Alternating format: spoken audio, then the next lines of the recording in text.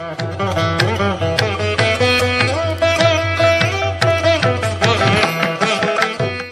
बार भगवान द्वारिकाधीश भगवान श्री कृष्ण अर्जुन के साथ यमुना नदी के किनारे भ्रमण कर रहे थे। सायंकालीन वेला थी, रथ पर आरूढ़ हैं भगवान द्वारिकाधीश कृष्ण।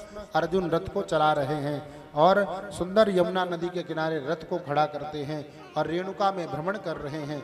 उसी समय उन्होंने, अर्जुन ने और भगवान द्वारिकाधीश श्री कृष्ण ने देखा कि एक सुंदर कन्या यमुना जी के किनारे तपस्या करने की मुद्रा में, यानी तपस्या कर रही है, तपस्या करने बैठी है। अर्जुन ने कहा, देवी आपका परिचय? तो साक्षात यमुना महारानी प्रत्यक्ष रूप धारण करके उन्होंने कहा, मेरा नाम कालिंदी है और एक नाम मेरा यमुना भी है। और मैं, आप देवी यहाँ क्यों बैठी हैं? मैं यहाँ इसलिए बैठी हूँ कि द्वारिकाधीश श्री कृष्ण से मैं विवाह करना चाहती हूँ और इस बात के लिए मैं तपस्या कर रही हूँ कि द्वारिकाधीश कृष्ण आए और मैं उनके साथ जाऊं और आनंद विवाह संपन्न कराऊं। अर्जुन ने कहा, देर करने की बात नहीं है, वो रथ में बैठे हुए हैं, अभी आप चलिए, मैं आपका विवाह संपन्न करवाता हूं। जामवती जी को ले जाकर के साथ में द्वारिकाधीश भगवान श्री कृष्ण का हाथ मांगा अर्जुन ने, कृपया जरा हाथ आगे बढ़ाया जाए। भगवान ने जैसे हाथ बढ़ाया, कालिंदी जी का हाथ लेकर के, और यानी कालिंदी यानी यमुना, उन्हीं का नाम यमुना जी है, उन्हीं का नाम कालिंदी है। कालिंदी जी का हाथ लेकर के द्वारिकाधीश भगवान श्री कृष्ण के हाथ में रखा और मंत्र को बोला, बोले चलिए अब शेष आगे प्रक्रिया द्वारिका में होगी। आज से मैंने कालिंदी जी का हाथ आपके हाथों में दे दिया, आपने स्वीकार कर लिया, आज से आपकी भी भार्या हुई, धर्मपत्नी हुई। चौथा विवाह कालिंदी जी के साथ हुआ।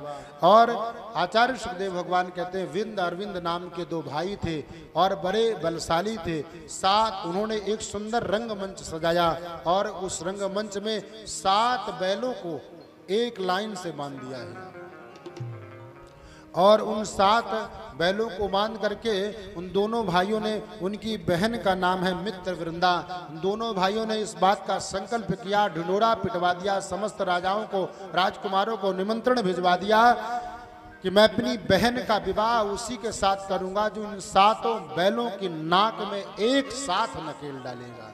नकेल समझते हैं? किसान लोग जो होंगे उस चीज को समझते होंगे। नकेल।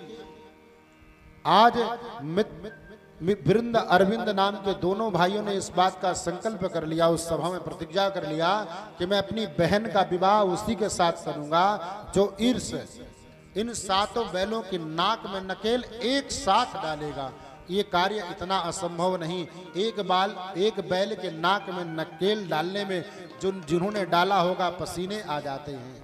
बैल के नाक में नकेल डालना कोई आसान बात नहीं है। आज द्वारिकाधीश भगवान को यह सूचना मिली। अब यहाँ पर तो मान और प्रतिष्ठा की बात है। अब कहीं कोई युद्ध के लिए ललकारे, एक प्रकार से ये युद्ध है। और द्वारिकाधीश भगवान श्री कृष्ण पहुंचते हैं उस सभा में। पहले भगवान ने शांत बैठे रहे, समस्त राजाओं राजकुमारों ने खूब अपनी अपनी ताकत लगाई। किसी ने एक बैल के नाक में नकेल डाली, किसी ने लात खाए, किसी ने 2 बैलों के नाक में नकेल डाली, किसी ने अपना जबड़ा फोड़वाया उन बैलों के पैरों से, किसी ने अपने सर फोड़वाए, किसी ने हाथ तोड़वाए। सब अंग भंग होकर के भाग भाग के लौटते जा रहे हैं। द्वारिकाधीश भगवान संपूर्ण दृश्य को देख करके मुस्कुरा रहे हैं। और जब सब चले गए वहां से, तब वो दोनों भाई हताश होकर के, उदास होकर के महाराज जनक की तरह कहते हैं, ये पृथ्वी वीरों से खाली है। आज मुझे ऐसा लगता है कि मेरी बहन जीवन पर्यंत कुंवारी रह जाएगी।